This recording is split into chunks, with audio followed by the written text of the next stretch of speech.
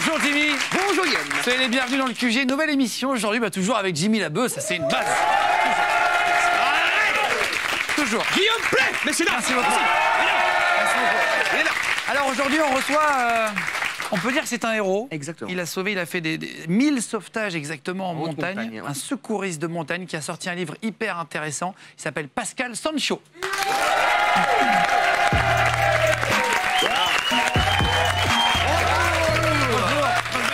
Asseyez-vous. Assieds-toi. Voilà, Bienvenue Pascal. On se tutoie, on se vous voit. On va se tutoyer, je vais pas prendre un coup de vieux devant tout le monde. Allez. Et donc ton livre qui est sorti aux éditions Mareuil Éditions, il s'appelle Bravo Papa. Voilà, Pascal Sancho. 30 ans comme secouriste en montagne, toi t'étais CRS, c'est ça? Ah oui, je suis un vilain CRS à la base. Dans la police nationale. Qui a mal tourné. Et t'es parti après sauver des vies. Tout à Il y a fait. des métiers, vraiment, c'est des métiers de héros. On va montrer des images après c'en est un. pour illustrer ce métier, mais c'est assez impressionnant. J'ai lu le bouquin. Juste pour expliquer le titre, pourquoi il s'appelle Bravo Papa? Alors Bravo Papa, à la base, c'est simplement un indicatif avec l'hélicoptère radio que j'ai utilisé pendant des années. Et puis c'était un clin d'œil à mes enfants. Pourquoi? Parce que c'est peut-être un peu ce qu'on attend quand on a fait une carrière comme la mienne, un regard un peu attendrissant des gamins. Mon papa D'accord, est très bien. Bravo Papa. Est-ce qu'on peut montrer, pour bien comprendre le métier, avant de commencer l'interview vraiment exceptionnellement, 20 secondes du métier de Pascal en vidéo? Je crois qu'il y a un montage de plein d'images que tu nous as fournies.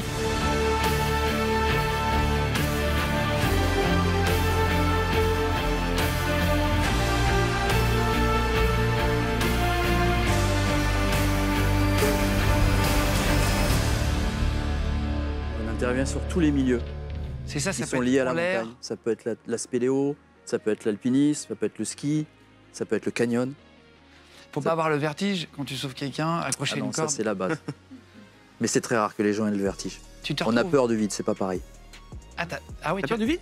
Bah, tout le monde a peur du vide, Ouais. c'est un peu comme l'eau au départ, mais ça s'apprécie, ça s'apprend, ça se maîtrise et après on n'y pense plus du tout. Vaincre sa peur. Tu fais du ski hors piste, j'imagine que tu es très fort là-dedans, tu vas pouvoir donner des conseils pour ceux qu'on fond. On va essayer. C'est ça, on a des objets à montrer tout à l'heure, comment on secourt les gens, etc., ce qui peut aider, les nouvelles technologies aussi pour sauver des vies. Ah, c'est très important, oui. Mais d'abord, on commence par le CV pour bien comprendre qui tu es. Première question. Simple, efficace. Nom, prénom, âge, s'il te plaît. Pascal Sancho, 58 ans. 58 ans, 58 pardon. ans. C'est l'émotion. Profession. Je crois on dit secouriste en montagne. Et là, tu as arrêté ou tu y es toujours? Non, ça fait 4 ans que j'ai arrêté. Qu'est-ce que tu fais maintenant? Maintenant, je suis guide de haute montagne. Ah oui, donc tu emmènes des clients. Donc, j'amène voyage des beaucoup. clients, notamment en ski hors piste, un peu partout sur la planète. Ah, tu les emmènes dans des endroits bien chauds, mais avec quelqu'un qui s'y connaît, en gros. On essaye de leur donner du plaisir et puis de découvrir des paysages aussi. Très bien. Combien de personnes as-tu sauvé dans ta vie? Est-ce que tu sais? C'est difficile à dire parce que je compte pas, mais bon, je pense qu'on n'est pas loin du millier, ouais. Ah ouais. En Oh là 30 ans, là. ça va. Non, mais c'est pas bien, un c'est exploit. bien. On reçoit tout type d'invités ici, Ah, c'est pas parfois un des exploit. gangsters, parfois des héros, et c'est ça l'intérêt du QG, Ah, c'est bien de recevoir plein de Français différents, ceux qui sauvent, ceux qui désauvent, finalement. Ouais, Des sauves. Il y a un nouveau mot. Et c'est hyper intéressant. Est-ce que tu as un regret dans ta carrière? Un regret, c'est d'être arrivé au bout de l'histoire, peut-être. Mais bon, avec des projets comme le livre, on continue à rêver à travers d'autres passions. Mais c'est vrai que ça passe très très vite. Je crois que c'est le propre de tous ces métiers passion. J'ai mis 30 années, c'est passé à une vitesse folle. Alors, avant que tu nous racontes une première anecdote de sauvetage, il y a vraiment des histoires, mais vous allez vraiment kiffer, je pense. Juste comment t'es arrivé là-dedans, pour comprendre comment on se retrouve sauveteur, sauver des gens? Moi, je pense que je suis tombé dans la marmite, c'est-à-dire que c'était vraiment une vocation. J'ai découvert la montagne assez tôt, pas une montagne technique, je me baladais avec mon oncle, tout simplement. Et un jour, je suis arrivé dans un couloir, je ne me rappelle pas vraiment l'endroit, j'étais devant un poster avec un hélicoptère et un petit bonhomme pendu dessous, et j'ai dit, c'est ça que je veux faire. Et à partir de ce moment-là, j'ai jamais quitté cette idée. Et t'es passé par CRS pour arriver du coup en montagne? Oui, en règle générale, il faut être policier ou gendarme pour faire cette activité. On fait une école de police normale et après, très rapidement, on prend le chemin d'une spécialité. On a une école de formation à Chamonix et on est affecté dans une unité opérationnelle. T'avais des gens de ta famille qui faisaient ça? Ou rien Non, à pas du voir? tout. Non, non, non. C'est vraiment venu seul? Oui, c'était une vocation et j'avais pas d'exemple vraiment précis autour de moi. Alors, pour que vous puissiez vous rendre compte chez vous de ce qu'ils vivaient vraiment et de la réalité de ce métier, tu racontes dans le livre une anecdote, une chute de plusieurs dizaines de mètres d'un hélicoptère qui s'est crashé et Julien, un de tes collègues, qui a survécu. Est-ce que tu peux expliquer ce qui s'est passé?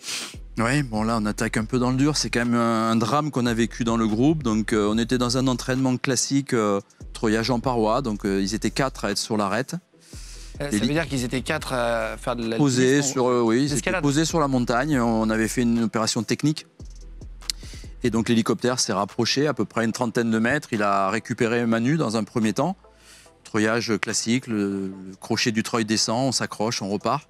Arrive le tour de Julien. Et à un moment donné, l'hélicoptère se met doucement à tourner. Les collègues, il en restait 2 sur l'arête, pensent qu'ils sont en train de prendre des photos. Et l'hélicoptère tourne de plus en plus et à un moment donné, le pilote perd complètement la maîtrise de l'appareil et plonge dans une phase qui fait 600 mètres de haut. Et à ce moment-là, Julien se trouve toujours au bout du câble.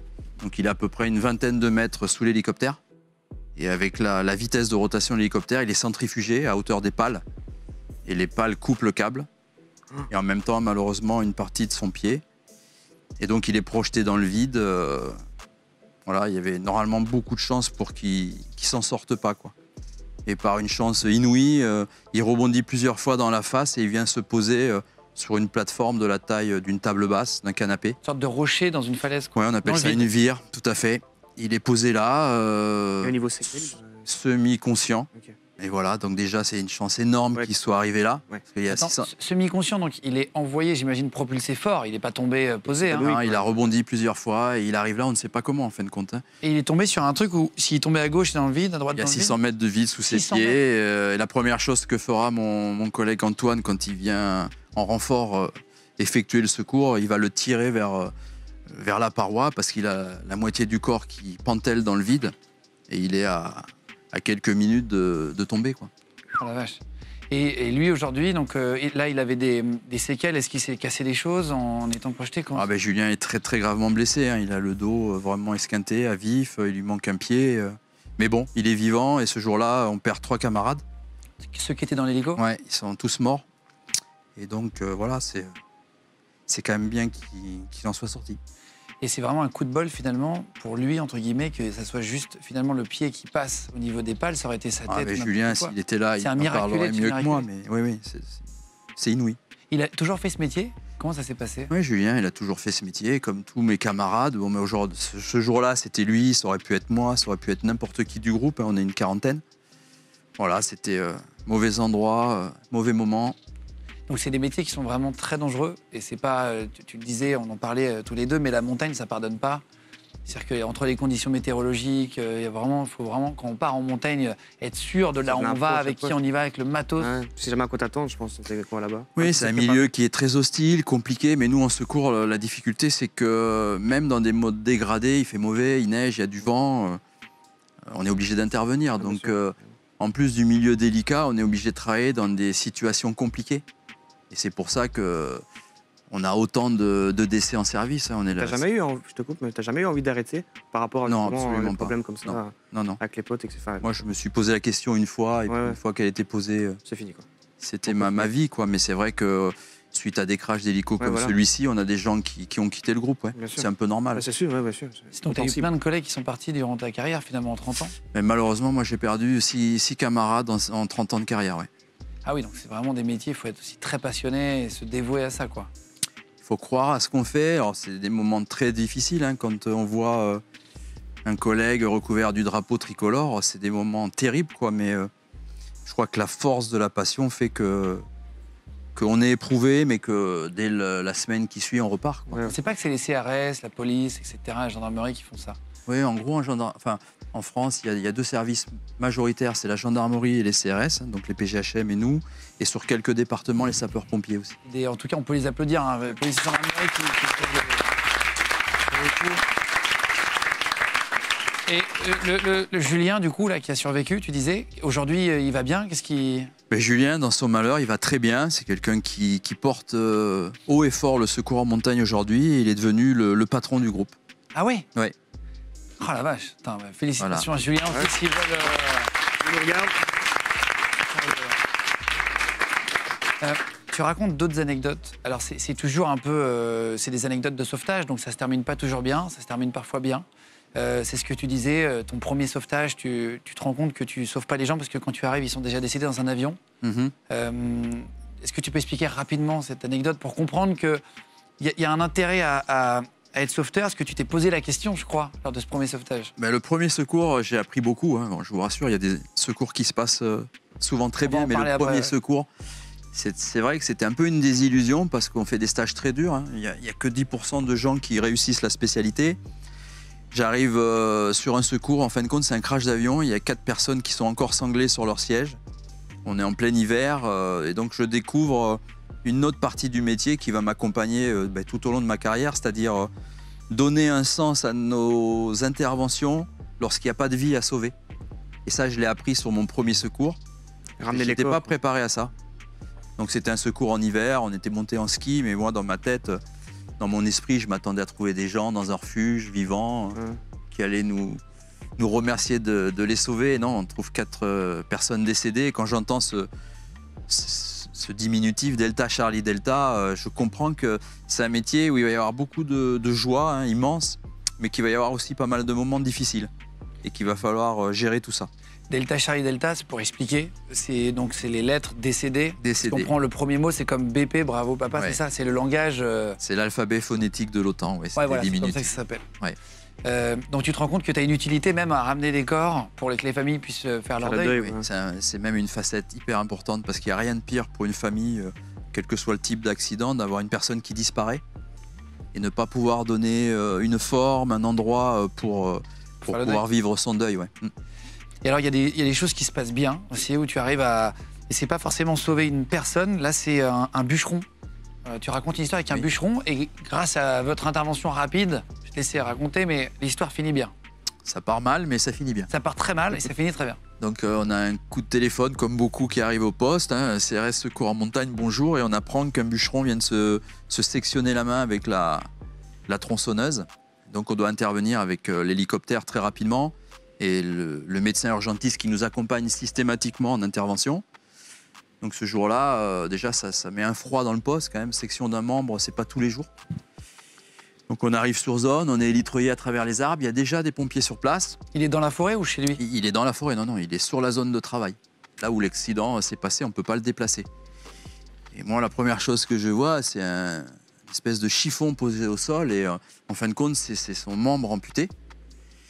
Ça, faut être accroché aussi. Donc bon... Même quand tu t'y habitues, est-ce que tu arrives à t'y habituer à ce genre d'image ou... C'est un peu comme le vide dans l'action. L'action protège de beaucoup de choses. Les choses peuvent remonter après. Mais dans l'action, on n'a pas le temps. On est vraiment focus sur ce qu'on a à faire. Il faut aller très vite. C'est à chaque fois une course contre la montre. Là, d'autant plus. Et donc, je me souviens, un pompier arrive avec une glacière. Ça paraît surréaliste. Et donc, on prend le membre, on le protège d'un linge, on le met dans la glacière. On élitreille donc le bûcheron, on repart en urgence sur l'hôpital de Toulouse, l'hôpital de Purpan. Et l'épilogue de ce secours est extraordinaire puisque le lendemain, le médecin urgentiste en général, c'est des médecins à la base, donc ils ont un suivi de patientèle et ils prennent des nouvelles. Et ils nous réunissent dans le poste. D'ailleurs, c'est une femme, elle s'appelle Sophie, la médecin.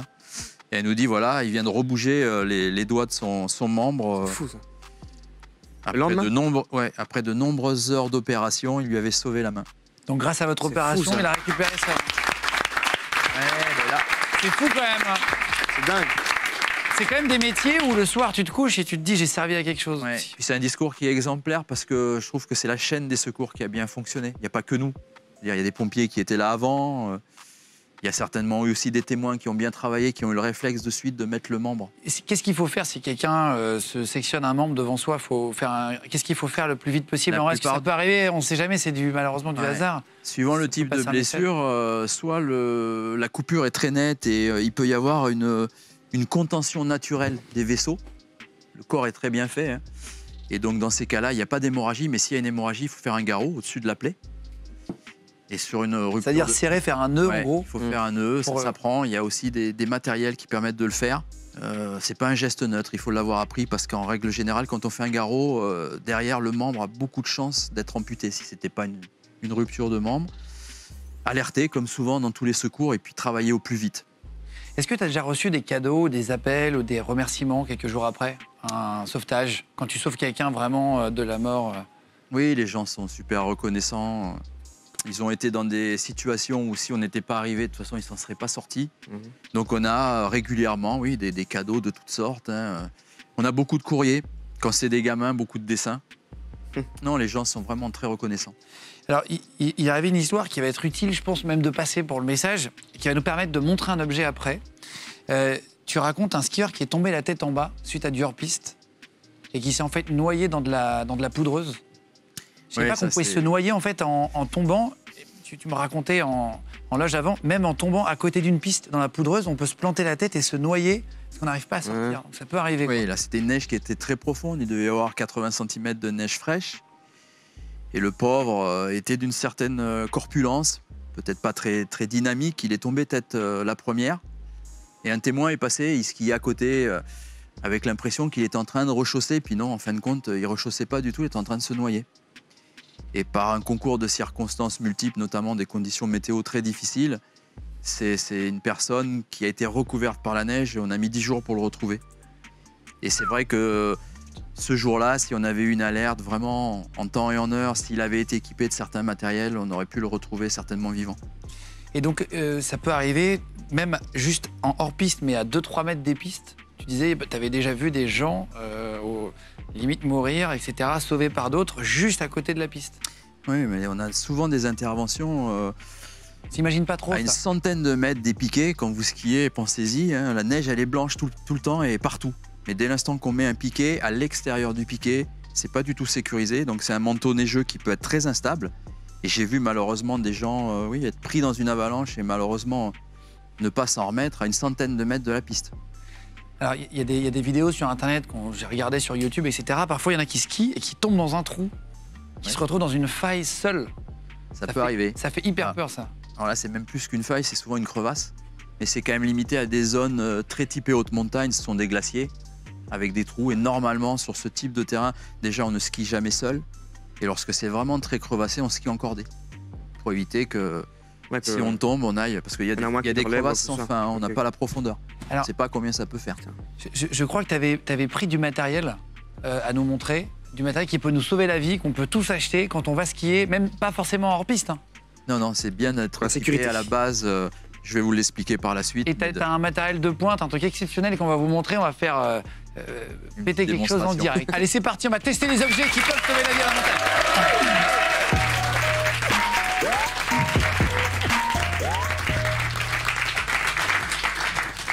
Alors, qu'est-ce que c'est que ces objets? Alors, tout ça est lié donc à l'avalanche. Ce sont les tiens. Parler. Voilà. Donc, dans un premier temps, vous skiez sur piste. Le conseil qu'on peut vous donner, tous les services de secours dans les pistes, les services des pistes français, sont équipés de ce détecteur.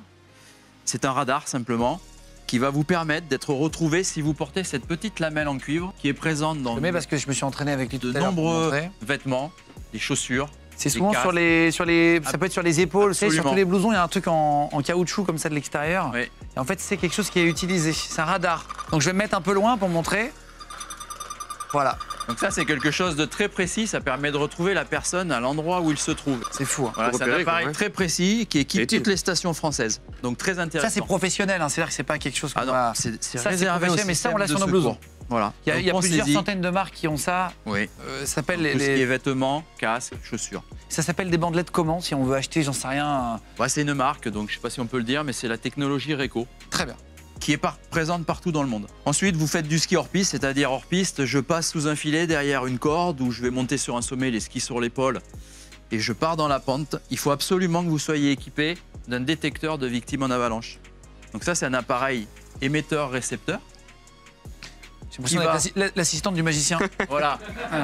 Qui va, je vais m'asseoir là-bas pour montrer. Hein. Je vais me remettre à ma place. Voilà. Si jamais je le donnais à... il n'est pas allumé le mien? Il est allumé. Ah, c'est OK. Je vais le donner à ta femme, elle va savoir à tout moment où tu te trouves. Donc on est deux, on skie. Malheureusement, Guillaume passe sous une avalanche. Immédiatement, je vais regarder à peu près au point où il disparaît pour avoir un repère très précis, parce que si jamais l'avalanche fait des centaines de mètres, j'aurai pas le temps. Et là, c'est vraiment une course contre la montre. Hein. J'ai une demi-heure pour être efficace. Je vais passer en mode recherche, tout simplement. Et là, je vais avoir plusieurs indications sur l'appareil un signal auditif, une direction et une distance. Donc si je m'éloigne, ça va sonner un peu moins. Si je me rapproche de Guillaume, on a une distance et une direction. Donc vous allez entendre, c'est pas très compliqué à l'oreille. Là, je me rapproche. Si je partais à l'opposé, ça baisserait. Et plus je vais me rapprocher, plus le signal va être rapproché et intense. C'est fou, hein. Et ça fait une petite lumière rouge en plus sur le dessus. Voilà. Donc ça, c'est fondamental. Alors, donc une fois qu'on a trouvé la personne, il va falloir la localiser. Donc pour la localiser, parce que si elle est à peu près, souvent on est à 1,50 m de profondeur dans la majorité. Un nunchaku. Donc on utilise ce qu'on appelle une sonde. Donc là, il faut bien la tendre. Ok. Donc il faut que ça soit un petit peu résistant parce qu'après on va sonder avec. Voilà, donc là, je vais faire au niveau du signal des trous. On a une photo en régie, si vous voulez bien l'envoyer. Juste pour me montrer, en gros, c'est comme ça. Il appuie en cercle, voilà, comme tu dis, en escargot. Donc là, l'idée, c'est de localiser précisément la personne parce qu'après, on va passer au pelletage. Et le pelletage va prendre énormément de temps. Si je mets 3 minutes pour trouver au DVA, il me faudra un quart d'heure pour enlever la neige sur la personne. Oh là là. Donc c'est très chronophage. Tu as déjà déneigé des gens qui étaient très profonds? Alors très profond, c'est arrivé, puisque j'ai fait un secours dont je t'ai montré les photos. Effectivement, il était à 4,50 m, mais c'est très rare. La grosse majorité des personnes ensevelies sont à moins d'1,50 m de profondeur. Ce qui est déjà énorme. Ce qui est déjà énorme, mais ce qui est quand même relativement accessible à la pelle. Oui, bon. On a la photo en régie ou pas pour montrer ce que ça fait de creuser 4 mètres de neige? Tiens, regardez, voilà. En fait, en gros, ce que ça fait, la quantité de neige qu'il faut, monsieur est en bas. Donc c'est quand même 4,50 m à la pelle. À la pelle. Donc là, ça peut être... si on est seul, c'est plusieurs heures. Donc nous, on travaille en équipe, donc on a des techniques de pelletage. On travaille en V, ce qu'on appelle. On évacue la neige parce que c'est très technique. Et si on n'évacue pas la neige de manière technique, très rapidement, on va être entouré de neige, on ne pourra pas sortir la personne. Donc ça, c'est pour déneiger la personne. Hein, et donc il y a accédé. Mais ça, ce sont des gens donc, qui ont été pris sous l'avalanche. Aujourd'hui, de plus en plus de skieurs, et notamment les jeunes, utilisent ce qu'on appelle un sac ABS. Donc c'est un sac de sécurité qui contient 2 ballons avec une bonbonne d'air. Et lorsqu'on est pris dans la coulée, on va tirer sur une poignée et ça permet d'éviter de passer sous l'avalanche. Et donc ça va se déclencher comme un... Il y a ça pour les motos aussi, je crois. Si tu tombes, ça se déclenche. C'est un système airbag, ce qu'on appelle. On peut montrer ce que ça fait? Et donc, tout à fait. Tiens, on va enlever la table si vous voulez bien, les copains. C'est un sac de sécurité, les bretelles. Parce qu'il faut savoir que sous la neige, on a une certaine force et que ça peut arriver même à vous déshabiller. Parfois, on retrouve que les chaussures. T'as des gens nus? Ouais, tout à fait. Ah oui, donc il faut encore aller plus vite d'ailleurs. On a une poignée. Voilà. Et donc, on skie dans cette configuration. Vous pouvez mettre vos affaires, etc. Et au moment où se passe la coulée, donc soit vous vous en rendez compte, soit le guide est avec vous, quelqu'un dit avalanche, avalanche, il faut tirer la poignée. Combien ça coûte un sac comme ça? Alors, les premiers modèles doivent être à, on va dire, allez, 500-600 €. C'est encore cher. Ouais, bon, c'est encore cher, mais comme je dis souvent à des jeunes que je rencontre quand on fait de la prévention avalanche, si on regarde le matériel qu'ils ont, la tenue, les chaussures, les skis, ils en ont pour 3 000 €. Ça peut sauver la vie. Pour bien comprendre comment ça fonctionne, est-ce que tu veux bien te mettre ici? On va demander au cadreur du coup de bien cadrer des 2 côtés, de bien te mettre comme ça, voilà, face à nous. Et donc juste avant que tu déclenches ton sac, on a fait un fond, un logo QG spécial montagne. Voilà, comme ça on sera mieux intégré dans l'émission. On l'avait pas mis au début parce qu'on avait un petit bug, voilà. Voilà. Exprès pour toi. C'est fait même sur des côtés. Hein. C'était fait sur mesure, on avait un petit bug d'ordinateur, voilà, je ne vais pas vous cacher, faire sûr que c'est fait exprès, c'était pas du tout fait exprès. Si tu veux nous montrer quand tu veux ce sac à dos, du coup, airbag. Donc en général, on prend... Oh putain, j'ai peur, dis. Oh putain, j'ai peur. Ah ouais. Putain, la vache. Oh là là, c'est... Attends, mais... dur. Ah, c'est de la pierre. C'est marrant, là. Il a eu peur. On dirait que t'es dans une coquille Saint-Jacques. Là, vous voyez, le but aussi, c'est de protéger la colonne vertébrale et notamment le rachis, les cervicales. Parce que si on vient à être chahuté, mais là, on est tenu. Tu peux te laisser tomber et dormir là. Ouais, tu peux. Voilà, ça va te protéger. Mais en tout cas, ça protège tout ce qui est cervical. Et ça reste gonflé comme ça? Et ça reste gonflé en surface. Ça veut dire, bon, ça évite pas un choc avec un arbre ou de sauter une falaise s'il y a une petite falaise. Mais au moins, on reste en surface. Et globalement, c'est un matériel très, très efficace. Là, tu passes plus les portes, par contre, quand tu passes... Je vais rentrer. Vite, merci beaucoup pour le matériel, en tout cas. Pascal Sancho.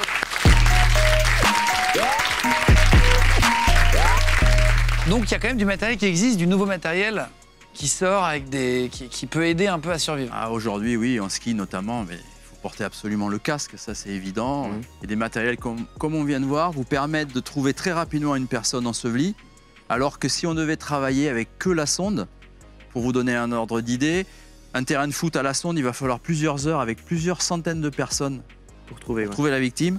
Avec un DVA, vous allez la trouver en 3 minutes si vous êtes entraîné. Alors, j'apprends plein de trucs dans ton livre. Une petite anecdote courte que tu donnes, mais il y a des vautours. Oui. Des vautours, donc, ce sont des oiseaux qui font 2,80 m d'envergure quand ils déploient leurs ailes, tu dis. C'est des gros rapaces. Donc, c'est des très gros rapaces. C'est vraiment... c'est 2,80 m, non? Ça peut aller jusqu'à 2,80 m. C'est quand même monstrueux. Et en fait, les vautours, ça mange des cadavres. C'est le principe. Oui. Et ça s'attaque même, j'ai regardé sur Internet, parfois à des vaches vivantes quand ils ont très faim. En montagne, il y a quand même des trucs qu'on ne connaît pas dans les villes. Des vautours qui mangent des vaches. Et en fait, ils tombent sur la vache à plusieurs. J'ai vu des attaques de vaches vivantes, etc. Imagine, tu vois une vache comme ça qui vole. C'est-à-dire qu'il... Et ça t'est arrivé, toi, d'arriver sur une scène où il y a des vautours sur la personne qui vous agressent? Oui, c'est arrivé à une équipe de collègues gendarmes dans les Pyrénées-Atlantiques qui sont arrivés sur, malheureusement, une personne qui avait fait une chute mortelle et ils ont eu énormément de mal à récupérer la personne parce que les vautours s'étaient mis dessus et comme ils l'auraient fait avec une carcasse d'animal, ils ne voulaient pas le lâcher, quoi. Et vous avez pas d'armes? Non, quand vous êtes policier au CRS en montagne? On n'est pas dimensionné pour ce genre de choses. Et cette fois-là, ils avaient été obligés d'aller chercher un outil particulier. Donc c'était une carabine pour effrayer les oiseaux et pouvoir récupérer la pauvre personne. Oh là. Putain. Alors t'as fait des trucs très durs quand même dans ta carrière. T'étais sur Germanwings, le crash d'avion. Ouais, Germanwings. 2015. Ouais, c'était il y a 5 ans. 2015, ouais. C'était compliqué. C'est un pilote, pour ceux qui ne se rappellent pas l'anecdote, pilote suicide, hein, c'est ça en gros, dans un gros avion, il décide de se suicider, il enferme son copilote dehors, enfin quand il était parti pisser, il s'enferme tout seul dans la cabine. Parce que lui, il était copilote. Il était copilote? Ouais. Et il emmène dans sa folie 149 personnes qui décéderont toutes dans les Hautes-Alpes. Donc ouais, c'est très particulier. Il a impacté dans un cirque. Et voilà. Un cirque, c'est une... C'est une montagne qui fait une espèce de creux, c'est un mur naturel et il est venu se percuter au fond de ce cirque en tuant 149 personnes. Donc toi, tu arrives sur les lieux pour faire quoi en fait au final? Qu'est-ce qui se passe? Tu sais qu'il n'y a pas de survivants? Là, c'est pareil, là on est vraiment dans ce que je disais tout à l'heure, c'est l'aide aux familles. Ouais, voilà. Là, il y a...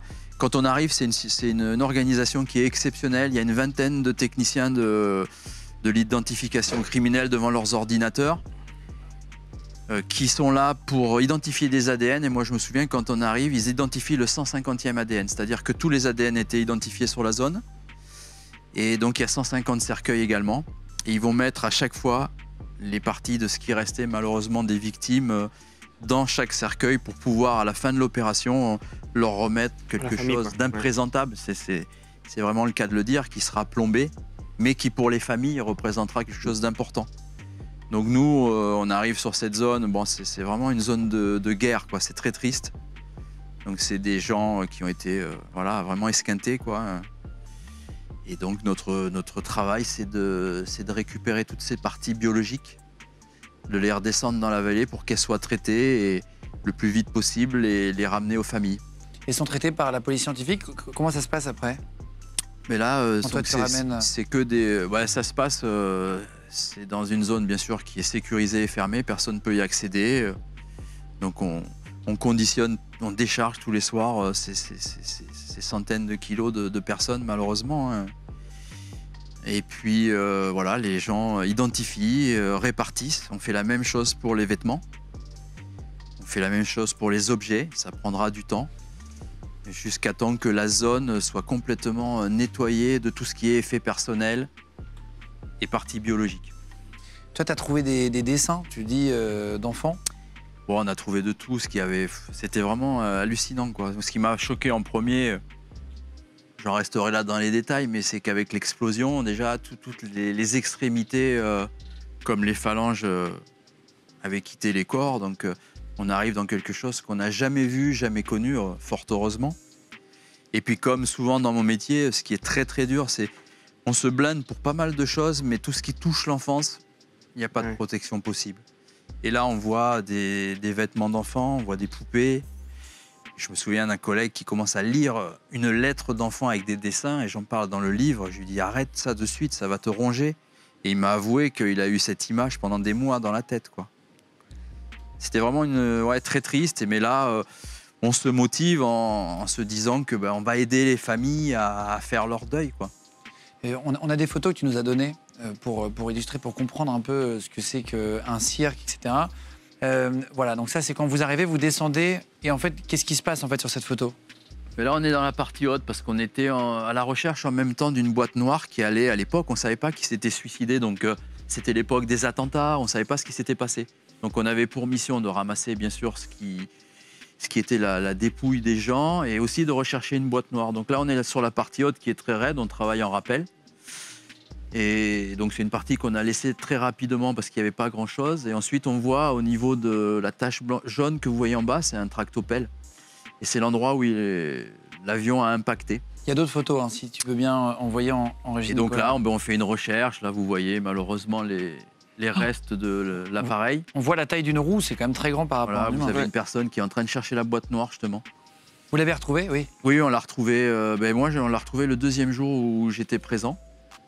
Et donc là, c'est un travail très particulier, hein. C'est à peine nommable d'une épreuve dans une vie de secouriste. Mais bon, comme on a choisi d'être secouriste, c'est aussi dans ces moments-là qu'on doit répondre présent. Et je me souviens, puisque j'avais dû organiser l'équipe, j'ai eu plus de demandes de volontariat que de gens que j'ai pu amener sur le terrain. Oh là là! Donc quelque part, en tant que responsable de groupe, ça fait chaud au cœur aussi, quoi, parce que c'est quand même des moments particuliers.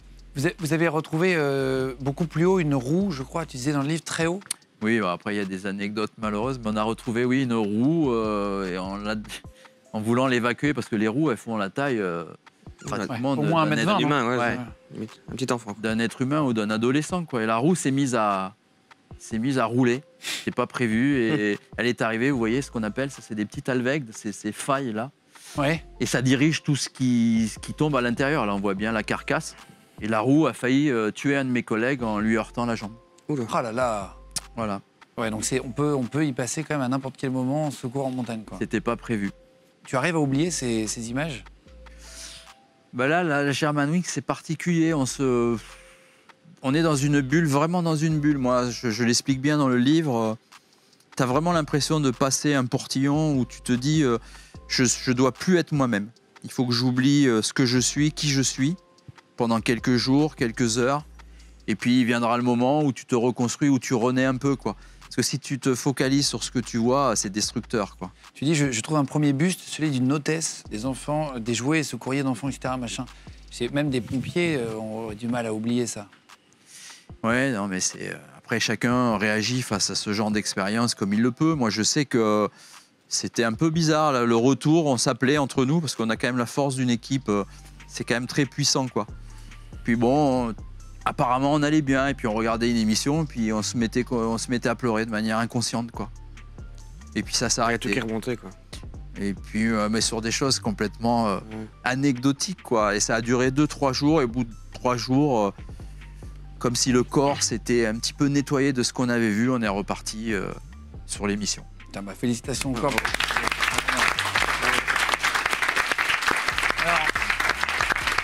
Alors, je sais qu'en montagne, parfois il faut partir avec des kits de survie. On dit, je sais pas si toi tu en as sur toi. Disons que nous, en montagne, on a toujours ce qu'on appelle un fond de sac. Si on devait être vraiment pris par le mauvais temps, il faut pouvoir au moins passer la nuit, quelques heures, attendre.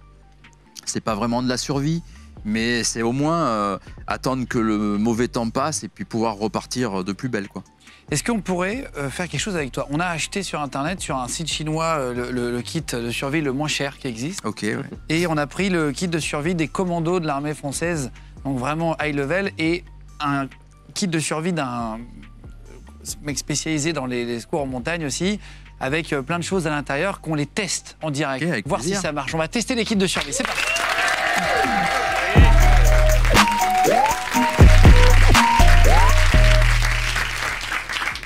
Alors, on va commencer par le moins cher. par le kit de survie. Si tu le dis. Le petit machin là, oui. On a payé ça entre 6 et 8 euros, je sais plus, sur un site internet chinois. Donc ça, c'est fait pour faire des étincelles et pour faire démarrer le feu. Est-ce que tu vas savoir l'ouvrir déjà? Qui sait? Là, je sens que je me fais piéger, là. Non, pas du tout, c'est juste que je sais pas comment l'ouvrir, donc j'ai besoin d'une aide, en vérité. Je t'avoue que nous, on n'utilise pas trop ce genre de choses. On évite la survie. C'est hyper marrant, un kit de survie, tu peux pas l'ouvrir. Alors, je pense qu'il faut un couteau. Bon, en gros, ça, je pense qu'on peut dire que c'est de la daube. Merci beaucoup. Merci beaucoup. C'est de la merde. Merci. Alors, celui-ci, kit de survie des commandos. Ok. On va le jumeler à un kit de survie un peu plus musclé pour essayer un petit peu des choses. Est-ce que tu peux nous décrire un petit peu ce qu'il y a dedans? Ça, c'est le Sialume. Le Sialume, d'accord. Sialume, c'est quelque chose de fluo qu'on casse, ça fait un petit tube fluo. Il y en a en boîte aussi, des colliers et tout. C'est un préservatif, ça? Moi, je t'avoue que la première chose que je reconnais, c'est ça. Oui, c'est un préservatif. Ça, c'est une capote. Ouais. Alors, ça, c'est une capote non lubrifiée. T'as vu, elle est sèche. Ça permet de se mettre sous un arbre pour récupérer de l'eau. Okay. Ah, on n'a pas vu. Voilà, alors, je monte la capote sèche. Hop, à l'image. Voilà une capote. capote. En montagne, sortez couvert. Ouais, c'est ça. Une capote pas lubrifiée. Ça. Petit miroir. Petit miroir, on regarde un hélicoptère, quand il y a le soleil, il y a un petit trou dedans, ça permet de faire d'envoyer en fait de faire un faisceau lumineux. Comme avec sa montre, envoyer le soleil dans les yeux. Je crois qu'il aurait fallu inviter Mike Horn. Tiens, on va le montrer à Magnifique. On va le montrer à l'image. Et ensuite, on va tester des choses. Voilà, le miroir qui permet en fait de viser comme ça, hop, on vise et on renvoie en fait la lumière. Normalement, ça marche. Ça, c'est pratique, ça. Ça, c'est une scie. C'est-à-dire qu'en fait, c'est des scies qu'on tient comme ça, et en fait on scie comme ça. Non. Alors, on peut scier sur une branche. Allez, je tiens la branche. Tiens, vas-y. C'est dans mes compétences. Tu veux essayer de scier et que je tienne? Non, vas-y. Essaye de pas me couper la main. On voit ou pas? Oh, quelle force!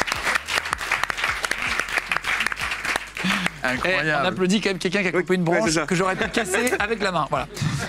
Mais en tout cas, ça marche quand même. Ça marche bien. Ça fonctionne. Je suis bluffé. Ensuite, il y a un truc qui est pas mal. Je sais pas si tu connais ça. C'est des allumettes qui vont dans l'eau. Et ça, moi, j'avais jamais vu. Ça marche, ça? Bah ça, regarde. Je sais pas si on voit, bien sûr. Ouais, je veux bien essayer. Ça m'intrigue. C'est pas mal quand même. Ça, c'est plus que pas mal. Je pense que c'est hyper utile. Ça, c'est pas mal. Hein. Ça, c'est pas mal. Mais même allumette souvent, qui va dans l'eau. T'arrives pas à allumer le feu parce que les allumettes sont humides. On a quelque chose qui fait des étincelles. Alors, je sais pas si ça fonctionne, mais on va essayer ensemble. C'est ça. Je sais pas si tu connais. C'est comme un briquet, en fait. Finalement, c'est le truc du briquet. Ok. Est-ce que tu veux essayer d'allumer? Je sais pas si ça va marcher. Ça marche déjà bien. On va laisser le feu prendre juste une seconde ou deux, qu'on voit bien l'image, mais... C'est pas aussi rapide qu'un briquet. Ah si, tu vois, ça prend. Ouais, c'est bon. Ouais, c'est bon, vous voyez à l'image? Ouais, c'est bon. Fais. C'est pratique, ça, quand même. Je retombe en enfance. C'est marrant parce que moi, je croyais que ça marchait jamais, les trucs. C'est juste des petites... C'est incroyable. Non, mais par contre, ça, je le repère. C'est un sifflet, ça? On l'utilise souvent en montagne. Prenez toujours un sifflet dans votre sac. Ah oui? Ça paraît idiot, mais quand vous êtes perdu dans le brouillard ou quoi, il suffit de siffler, on entend plus facilement donc le son que la vue. Quand on n'y voit pas à 10 mètres, c'est compliqué. Voilà, c'était les kits de survie. Merci à Terang. Alors, boutique spécialisée dans l'aventure, voilà, terang.fr, pour les boutiques à Toulouse et à Paris, et qui ont plein de matériel comme ça si vous partez pour vous équiper, dont les allumettes qui prennent feu même sous l'eau. Les allumettes, c'est vraiment impressionnant. Et il y a plein de matos comme ça quand vous partez en montagne, terang.fr. Merci beaucoup pour les kits de survie, voilà, bien de savoir.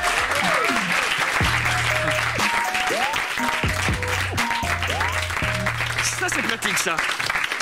Je rappelle que toutes les anecdotes que tu nous racontes depuis tout à l'heure sont dispo sur le livre, hein. Bravo Papa. Voilà, c'est chez Mareuil Éditions de Pascal Sancho. 30 ans comme secouriste en montagne. Est-ce que tu peux nous raconter une dernière anecdote avant de terminer cette émission? Et je vais te proposer de faire un petit truc mignon avant de partir. On va fabriquer de la neige ensemble. On va faire une expérience chimique qui apparemment fabrique de la neige. Je sais pas si t'as déjà fait. Non, j'ai jamais fait. Si la neige te manque un petit peu, on va t'en faire sur le plateau. C'est à l'Arbizon. Tu racontes une anecdote à l'Arbizon, un crash d'hélicoptère.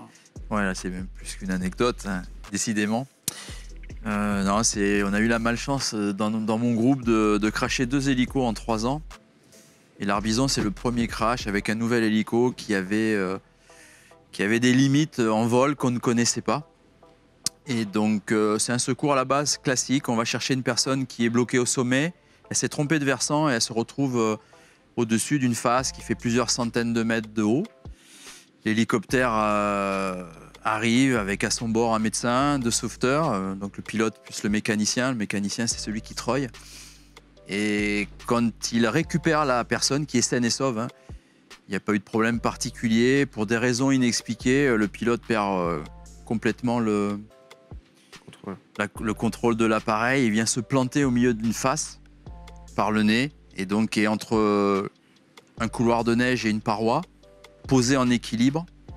Et à l'intérieur, donc, il y a toutes les personnes qui ont été prises au piège de ce dramatique accident. Donc, dans un premier temps, la personne qu'on venait de secourir est la première qui est à côté de la porte. Elle ouvre la porte, elle ne se rend pas compte qu'elle est en haut d'un couloir.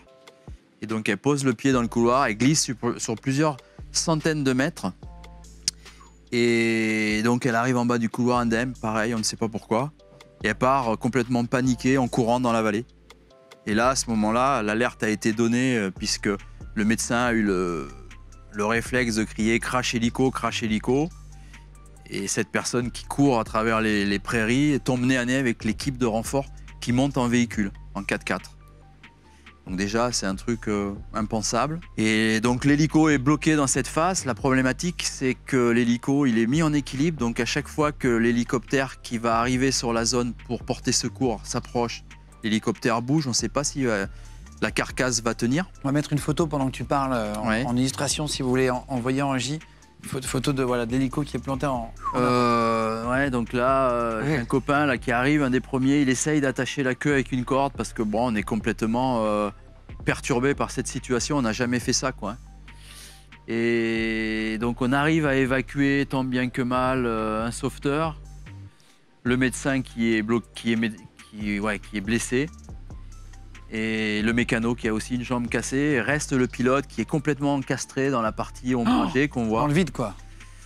Et la problématique, c'est que les collègues essayent de passer autour de l'hélicoptère. Il faut absolument accéder par le haut pour pouvoir aller le désincarcérer. Donc on fait appel à un pompier pour ouvrir une brèche. Et le souci, c'est qu'à l'intérieur de l'hélicoptère, la turbine continue à tourner et le kéro s'écoule. Donc il y a un gros risque d'explosion. Ouais. Donc avant d'y rentrer... Bon là, les gars se posent vraiment la question, est-ce qu'on y va? Parce que là, ils avaient vraiment 9 chances sur 10 d'y passer, quoi. Et donc, bon, comme le pilote, malheureusement, était bloqué, ils n'ont pas hésité, ils l'ont fait. Mais avec cette peur d'abord d'avoir l'hélicoptère qui allait exploser. Donc on s'est fait guider par une deuxième machine qui volait au-dessus, qui nous a... indiquer comment débrancher une turbine et comment faire arrêter le kéro qui coulait dans la machine. On ne l'avait jamais fait. Depuis, il existe un protocole pour ça. Et le deuxième souci, c'était dès l'instant qu'on pénétrait dans la machine, si l'hélicoptère venait à tomber dans le vide, bon, les deux qui pénétraient, c'est sûr qu'ils ne s'en sortaient pas, quoi. Donc là, il y a eu un petit moment de réflexion pour savoir s'ils allaient le faire. Ils l'ont fait, donc on a récupéré le pilote. Et le problème, c'est que ça a mis du temps. La nuit est tombée et le temps de descendre le pilote en bas du couloir, on ne s'était pas rendu compte. Il y avait ce qu'on voit là, une mer de nuages. Et la machine, le deuxième hélicoptère qui venait récupérer le pilote gravement blessé, était sous cette mer de nuages. Donc se posait un deuxième problème, comment passer? Il fallait l'envoyer vite aux urgences, j'imagine. Ah oui, là, il était... on envisage de le descendre à dos d'homme avec une civière. Et là, le médecin, Laurence, nous dit si on le descend à dos d'homme, il est mort. Et donc là, il y a une relation qui se fait entre le responsable de l'opération et le pilote. Et donc, le pilote, il décide de traverser cette couche que vous voyez. Et donc, en secours en montagne, on pilote à vue et ils n'ont aucun moyen, comme les avions de ligne, de voler dans les nuages. Donc, on travaille qu'à la visibilité. Ils ont simplement un cadran qui leur donne l'assiette de l'hélico. Mais Bruno, qui est un très très fort pilote, c'est la seule manière qu'il a de sauver son collègue. Donc que lui, il sait que c'est un énorme risque de passer la couche de nuages. Ah bah oui. Il le ferait pas. Pour un secours normal, on l'aurait pas fait. Là, c'est son collègue. Le médecin est clair, il dit qu'il va mourir. Donc il tente une première fois de traverser la couche, sauf qu'il perd complètement ses repères. Et on avait installé un protocole entre André, qui était chef d'opération sur le terrain, Et Bruno, le pilote, c'est qu'il avait allumé le phare et à la lumière du phare, à travers les nuages, il pouvait à peu près le guider. Oh là là. Et une première fois, Bruno perd complètement les repères, donc fait demi-tour très rapidement, replonge dans la vallée, puis il se reconcentre et il arrive à traverser la couche. Et donc André le guide et voilà, il traverse la couche et en faisant ce geste qui est vraiment techniquement exceptionnel, quoi. Moi, j'ai vu ça qu'une fois en 30 ans. Bah, il sauve la vie à Franck qui va être rapidement élitroyé et évacué à l'hôpital. Oh là là, c'est... Je rappelle, hein, vraiment, si vous voulez aller voir tout ça, Bravo Papa, voilà, aux éditions Mareuil, vraiment, allez le prendre. Il y a plein d'anecdotes. Tu as fait à peu près 1000 sauvetages. Ouais. Et si tu le permets, j'aimerais terminer en tirant vraiment un coup de chapeau parce que bon, aujourd'hui, le focus est fait sur moi, mais moi, je représente simplement qu'un ensemble de sauveteurs qui pourrait être X ou Y, s'appelait Patrick ou Thiébaut, c'est la même chose. Un grand coup de chapeau au pilote quand même qui considère comme normal de travailler tous les jours avec des pales à 1 mètre des parois, sauf que c'est complètement inhumain. Et un grand coup de chapeau aux médecins urgentistes qui nous permettent aujourd'hui de ramener des gens vivants alors qu'il y a 30 ans, on les aurait récupérés en montagne mais on les aurait pas sauvés. Bravo. Bravo. Alors, est-ce que, avant que tu partes, si tu veux bien, je voudrais qu'on crée de la neige. On crée de la neige artificielle. On a trouvé une expérience, on allait voir sur Internet comment fabriquer de la neige. Et on a trouvé un procédé chimique où il faut mélanger 2-3 produits. Alors, je me suis entraîné pour pas que ça nous pète à la gueule quand même. Et en fait, ça marche très bien et ça fait de la vraie neige. On va l'écouter, ça fait exactement le même bruit quand on marche dessus. D'accord qu'on essaye? Ok. Allez, c'est parti, on va faire de la neige artificielle.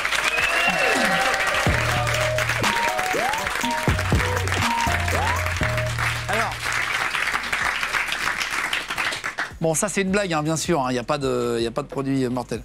On a pris 2 produits qu'on doit mélanger. Ok. Tu veux essayer? Allez. Ouais, tu mélanges les deux au milieu. En même temps? Ouais, après, tu vas prendre une petite cuillère et tu vas touiller. Ah, putain, j'ai eu peur. J'ai eu peur. Voilà, pour bien mélanger. Non, mets tout. Hein. Mets tout. Ouais, tu peux tout mettre. Voilà. Après, le but, c'est de bien mélanger avec la cuillère. Tu m'en auras fait faire des choses aujourd'hui. Tu auras fait de la chimie. Allez. Et après, on va rajouter de l'eau. Et c'est là que ça va se passer. Je mets ça derrière pour vraiment... Ça, tu vas niquer l'oreille. Donc, il va falloir mettre la bonne quantité d'eau. Et je ne sais pas du tout ce qu'il faut mettre. On va pas se mentir. Donc, on va mettre... Est-ce que c'est bon pour les cadreurs? Vous avez bien l'image? Attends, on va essayer de mettre... Voilà. Je vais mettre de l'eau. Ouais. Ça va buller. D'un coup, ça va s'évaporer. Et ça va être de la neige. On essaye? Tu mélanges un peu avec moi? Allez, c'est mélange.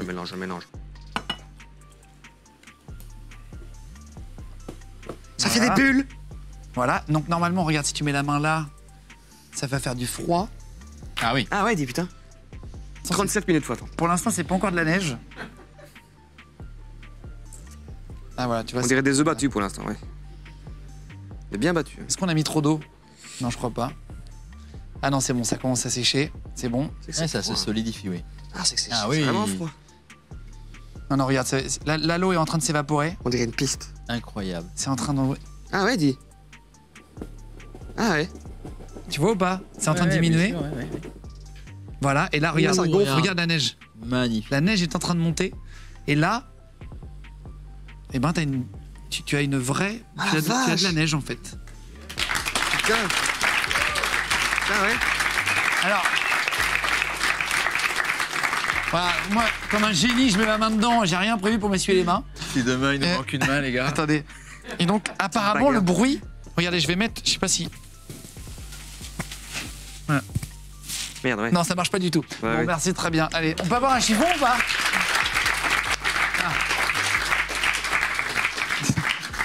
C'est vraiment le truc qui essuie le moins que tu nous as apporté d'Europe. C'est des serviettes en plastique, tu sais. On a dû prendre le gel hydroalcoolique. Bon, c'est pas grave, tiens, merci à vous. T'en as? Non, c'est bon, t'inquiète pas. Bon, merci beaucoup pour la neige. On va dire au revoir là. Voilà, on a accueilli un secouriste. On embrasse vraiment fort tous les héros, tous les sauveteurs en montagne, tous ceux qui bossent voilà, comme secouristes un petit peu partout. Et il y a le livre, si vous voulez voir plein d'histoires de secourisme en montagne, qui s'appelle Bravo Papa. Merci beaucoup. Merci d'être venu. Merci beaucoup à Pascal Boccio, 1000 fois d'être venu. Vraiment incroyable les histoires que tu nous as racontées. Et c'était vraiment charmé. On se retrouve la semaine prochaine. Ciao.